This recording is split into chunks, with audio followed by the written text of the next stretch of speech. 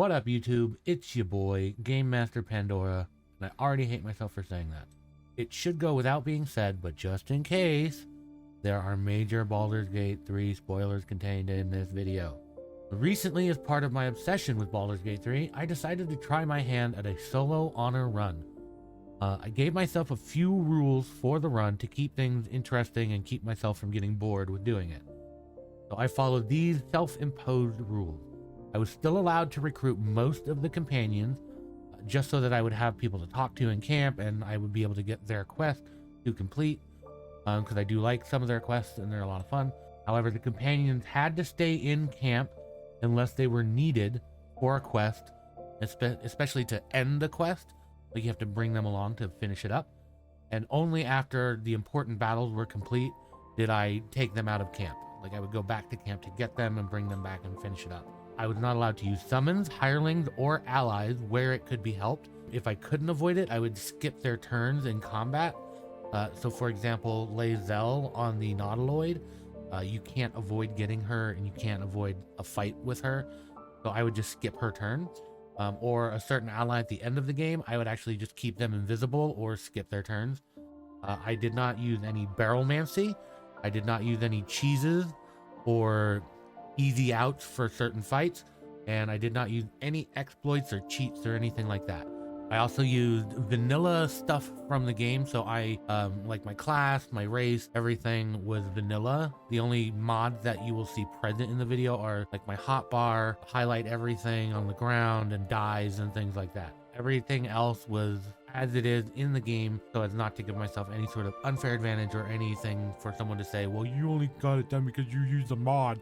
I did not use any mod to complete this run. So for a run like this, you have to plan ahead through the whole game, all 3 acts, start to finish. So I knew that I would need to be self-reliant from the beginning. And I knew I wanted to be a Dark Urge origin so that my encounter with Orin would be a 1v1 without any of her extra buffs or anything like that.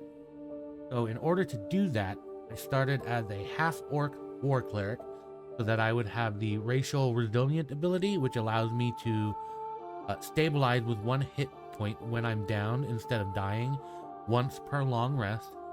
And I could wear heavy armor, use most weapons, heal myself easily, and I would get extra attack at level 1. This also gave me access to the command spell so that I could possibly get that sweet Everburn blade, which I did luckily manage to get. This video has a bunch of highlights from the run. I'm going to have some commentary over it all the way from the beginning to the end game. I hope you enjoy, and if you do have an idea for a challenge run you'd like to see me try out, leave a comment below. Like and subscribe for more. I will continue to keep putting out Baldur's Gate content until I can't find any more stuff to put out. Enjoy!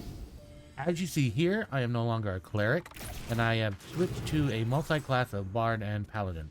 At this point, I'm level 5, with 3 levels of Bard in the College of Swords for the flourishes, and an Oathbreaker Paladin, since as a Dark Urge, it's pretty much impossible to maintain your oath for the smite attacks.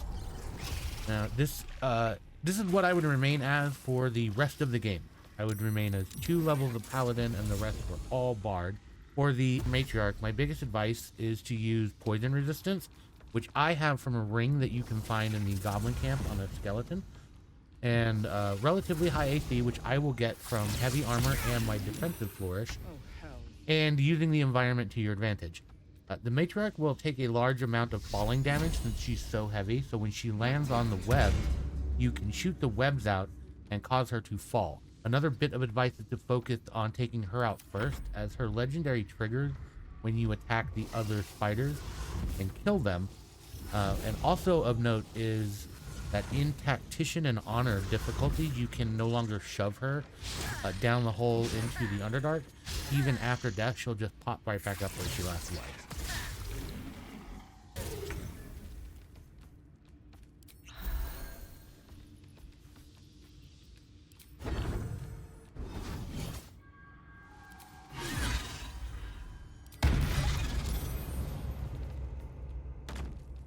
Now, not every fight is riveting or exciting, and sometimes I played it extremely safe, especially in cases where I was worried that I could be taken out in one hit. And sometimes the enemies were just weak little nerds who went down like a wilting lily.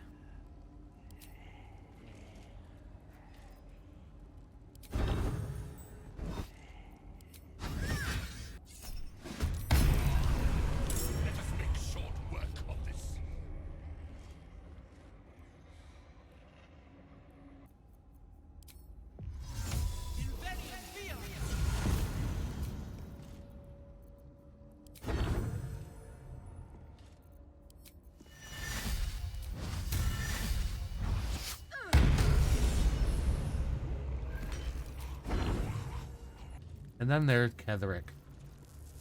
This is the first big fight that always worries me in any run, as it's the first real encounter where you can't escape once it starts. So if you lose for good.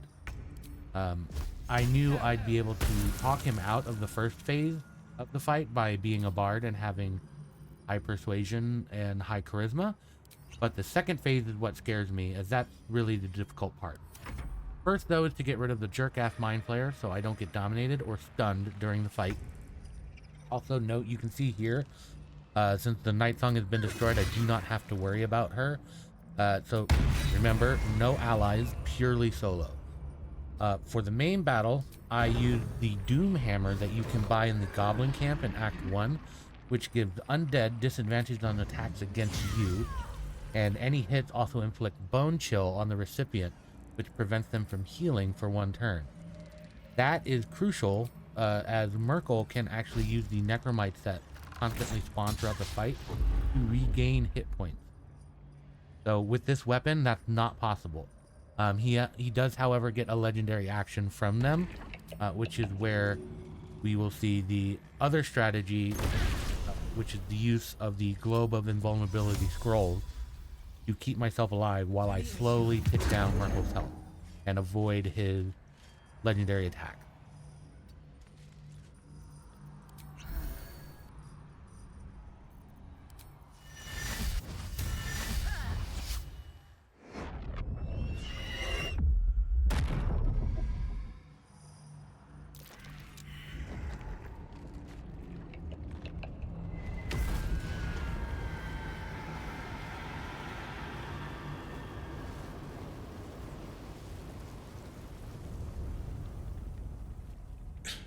Impossible.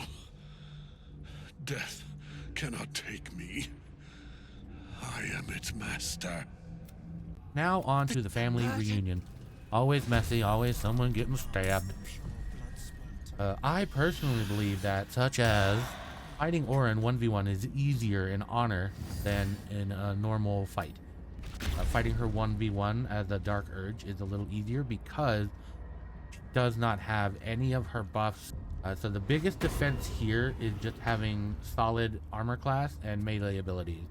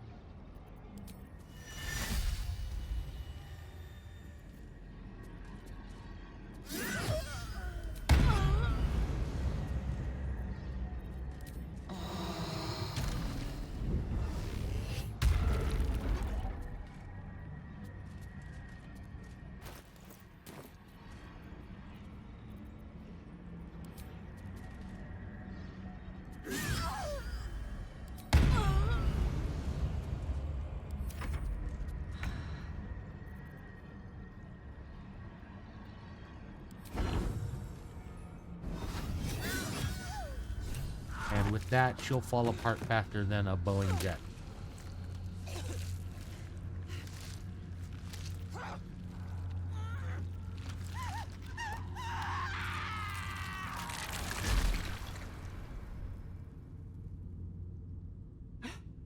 last.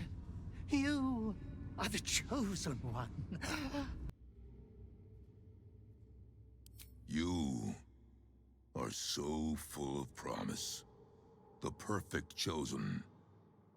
I almost hate to bring a challenge upon you. Baal's will is absolute.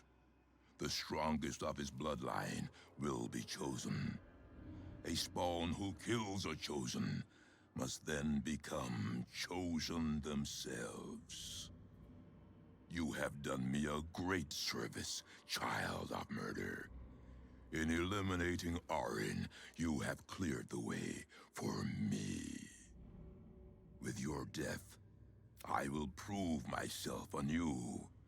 It is Father's way.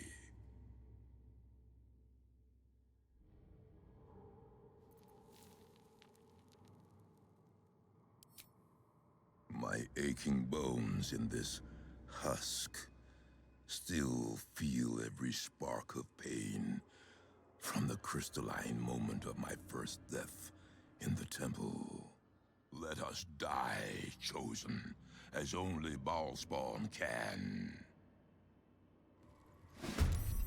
Grandpappy Sarevok is a little different. He's a little bit tougher, and he and his imaginary friends will help out no matter what. It's not like Orin where it's just 1v1. They will always help him. And the Echoes will constantly buff him and give him help by healing him or giving him haste and giving him buff to his armor class. So it's best to actually take them out first, then go after him, because he'll be easier once they're dead. And similar to Orin though, having good AC and melee attack will work best, especially because if he does hit you, he can hit you like a train. So being able to avoid those attacks is really good.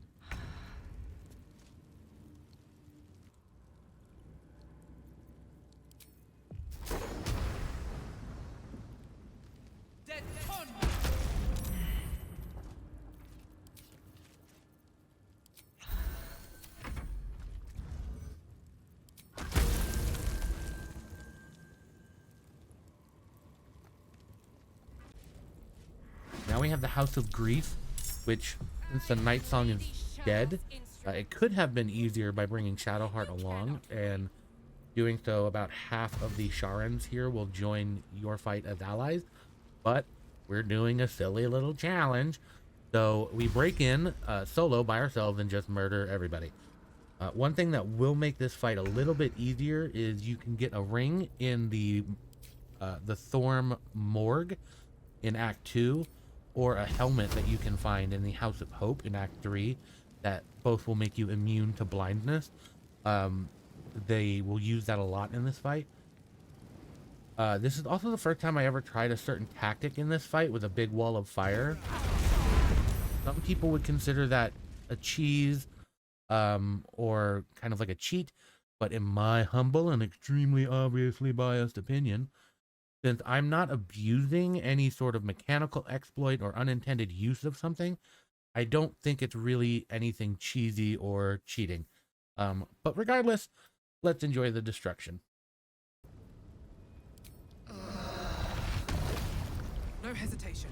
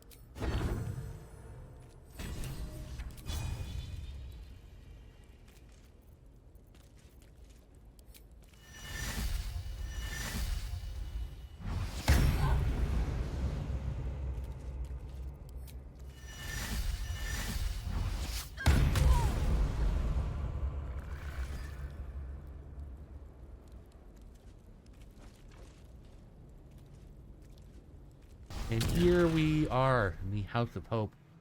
Raphael, similar to Merkel, is a terrifying fight for an honor run, since you cannot escape once the fight starts. You actually can't escape once you go to the House of Hope. You have to fight him until it's done. Here again, I'm going to make heavy use of the Globe of Invulnerability scrolls, as well as the Astral Tadpole abilities, giving me haste without lethargy, and a hope and a prayer to get through the fight.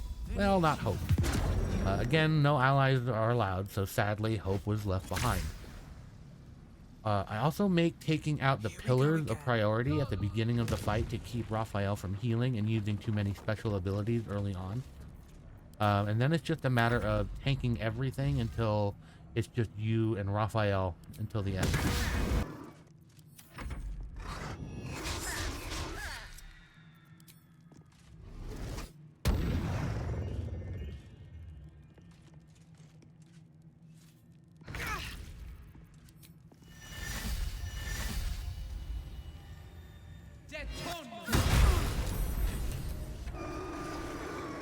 No more devils, no more debts. With its master gone, the house is nothing more now than an empty carcass.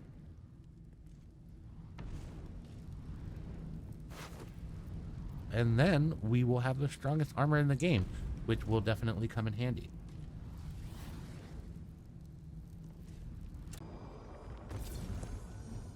You are delusional. The crown is how we controlled you.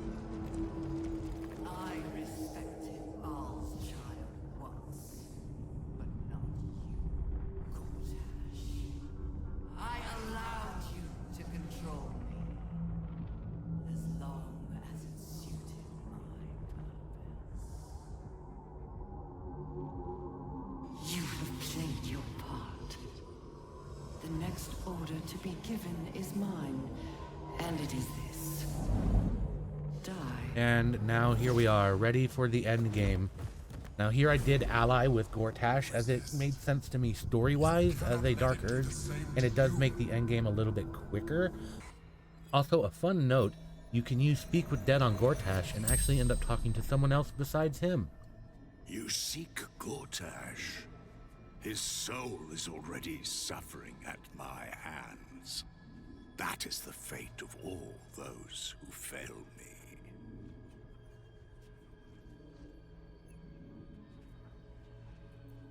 Yes, because it is the fate you've given him. A dead Archduke is of no use to me. A living explorer, a paladin of some talent, is a different matter. One question asked, 4 still remain. I am Bane, the Black Lord. I am the ultimate tyrant. I am fear. I am hate.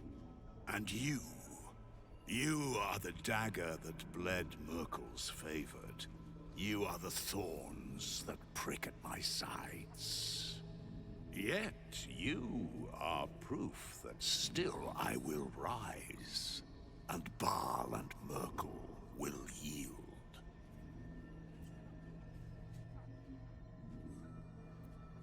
You live for power.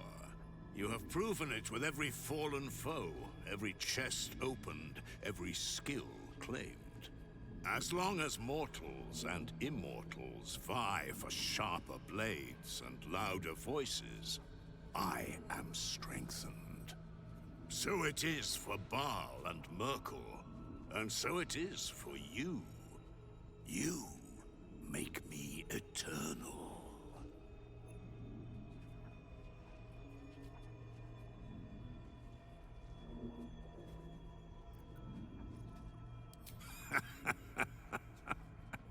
The corpse says nothing more. You did not ask a question. Why do red dragons ally with the Githyanki? Why did the broken god befriend Tyr? Ah, but you already know the answer. By making one ally, you deny them to another. And by turning mortals illicit, you deny their souls to their keepers. You do not stoke fear by reaping your own fields, but by burning your foes.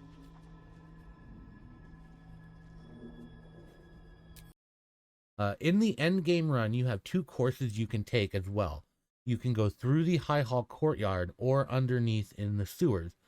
For fun, I did both, but for brevity, I'll just fast forward through that to get to the end, and we can watch that. But first, you'll see here, this is the highest armor class I've ever actually gotten in the game, but I do think I can go higher. And you can see this list of everything here that actually attributed to the 45 armor class. And now we are here at the end, and I will just let this play out in its entirety. And once again, some people may consider this a cheese, but like I said before, I'm not abusing any sort of mechanic, exploit, or weakness or bug in the game. I'm just using the mechanics as they are intended to kind of get to the fun part a little bit quicker. Time to push my luck again.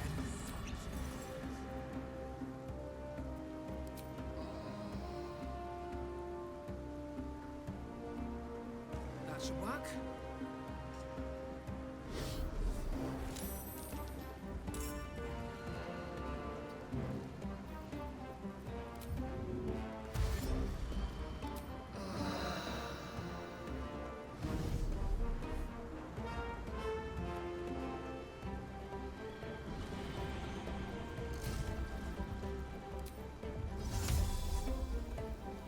Only anything left.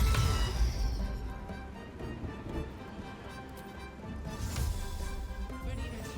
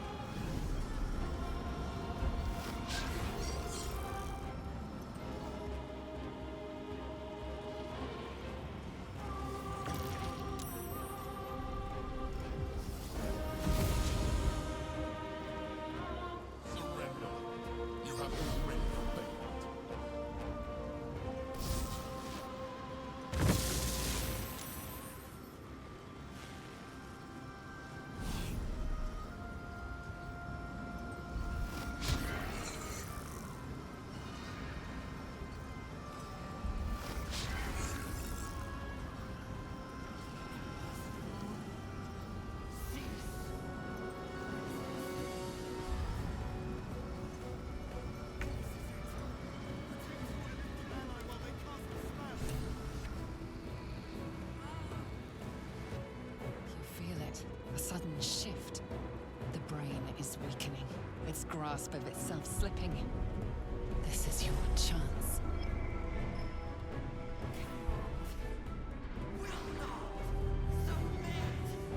Even bound, its will is stronger than anything you've ever felt.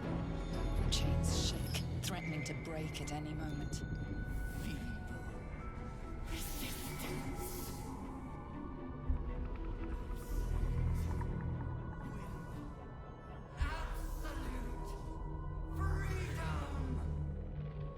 it. Its will is weakening.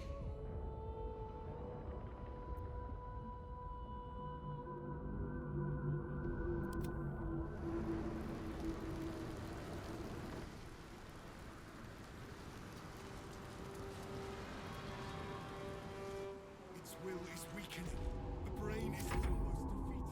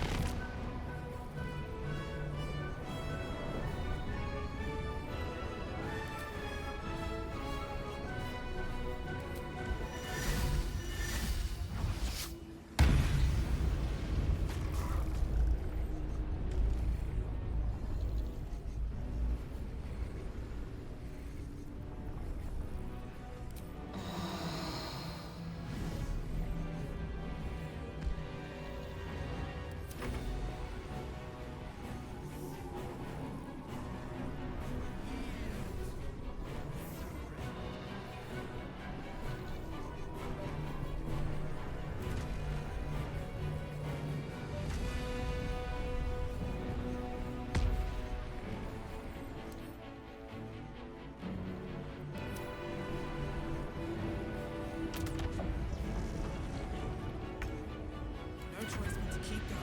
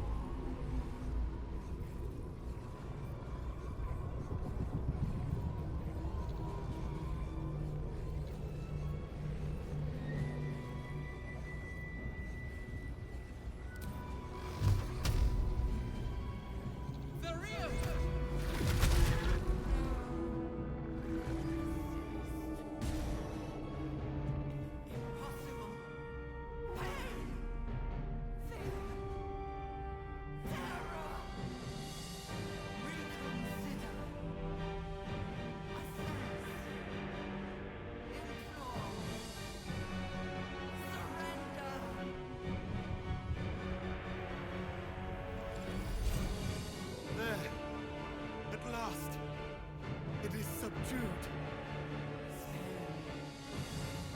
Join me. Wield me. Become absolute. Now kill it.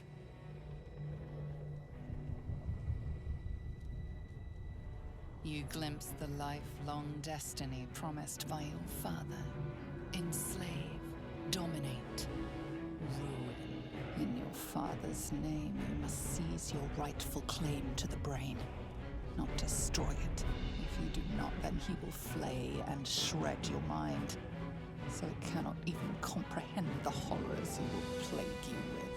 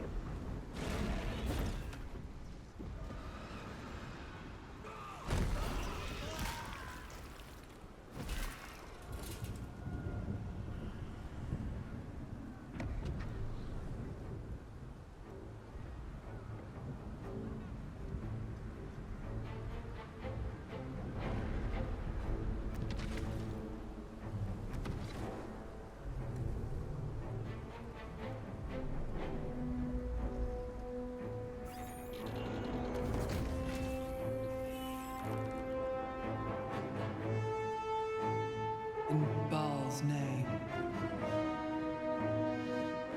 And there it is, my solo honor run. Thank you for watching. Like, comment, and subscribe for more. And check me out on Twitch, where I do this type of goofy shit on the regular.